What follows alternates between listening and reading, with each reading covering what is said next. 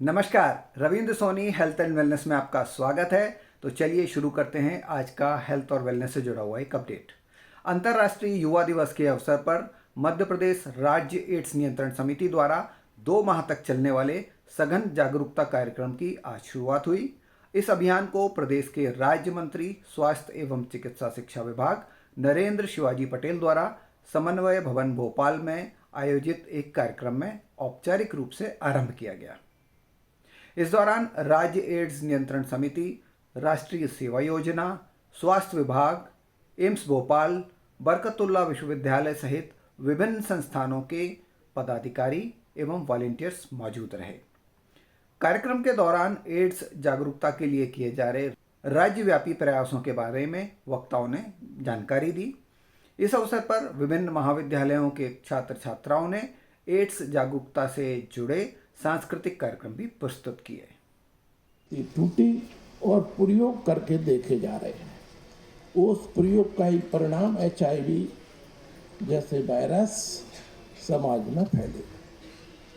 अब ठीक है, साइंस भी बहुत डेवलप हो गया है, हमने उसके भी उपाय खोज लिए। अब डरने की जरूरत नहीं है। HIV का भी ATR क्या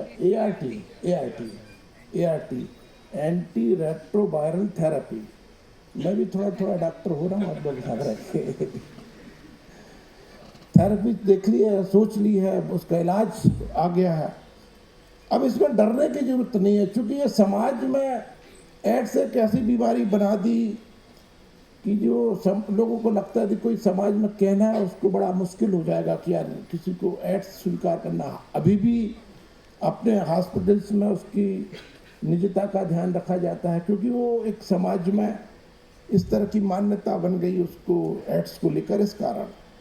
लेकिन वो कारण अब अन्य भी हो सकते हैं कि कोई ब्लड चढ़ाया हो, उसमें इन्फेक्शन हो सकता है, और डॉक्टर से उनका एक्सपोजर होता है कई बार, तो उसकी वजह से हो सकता है।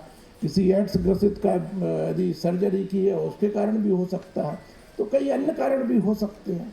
तो इसलिए समाज में जागरूकता फैले, इसलिए NSS के माध्यम से इतना अच्छा प्रकल्प ये चल रहा है। लगभग 800 कॉलेजों में रेड रिबन क्लब चल रहा है। अभी 200 में और विचाराधीन है कि 200 कॉलेज में और रेड रिबन क्लब प्रारंभ किए जाएं।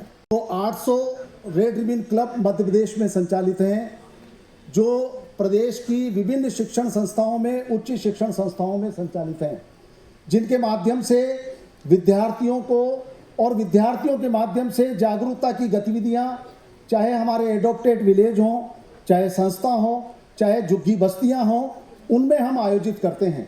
विभिन्न प्रकार की शासन की सारी योजनाओं की गतिविधियों के साथ साथ मध्य प्रदेश राज्य एड्स नियंत्रण समिति के सहयोग से एड्स जागरूकता की विभिन्न गतिविधियां मध्य प्रदेश में संचालित हैं।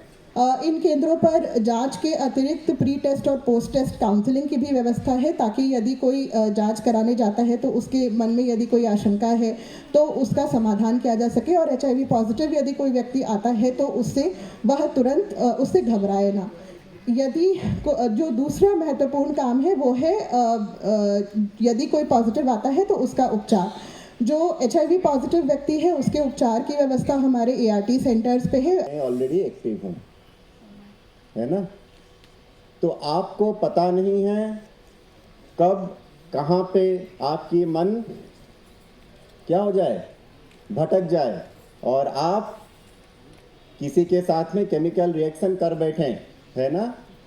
तो जो विदेश में प्रचलन है कि NSS के माध्यम से ये पूरे प्रदेश में न केवल HIV एड्स पे बल्कि तमाम विषयों पे स्वयं भी जागरूक बनते हैं, शिक्षित होते हैं, और बहुत सारी शासकीय योजनाओं का हो या संकल्प हैं शासन के, उन सबको पूरा करने में जी जान से जो प्रयासरत है। ऐसी राष्ट्रीय सेवा योजना के राज्य अधिकारी आदरणीय विजय सर से मेरा अनुरोध है कि आज कुछ 11 मुस्कान सूर्यवंशी, संत हृदयराम कॉलेज।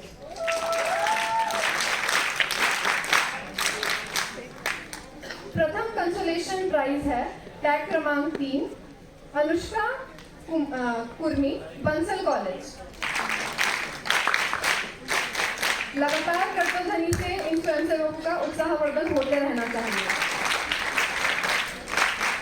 पोस्टर मेकिंग प्रतियोगिता में सेकंड कंसोलेशन प्राइज मिला है HIV टेस्ट तो ICT सेंटर में हो जाता है। अरे यार मैडम, फिर वही ICT सेंटर क्या होता है? अब तुम्हें ये भी नहीं पता ICT सेंटर क्या होता है? नहीं मैडम। चलो ठीक है, मैं बताती हूँ। ICTC मतलब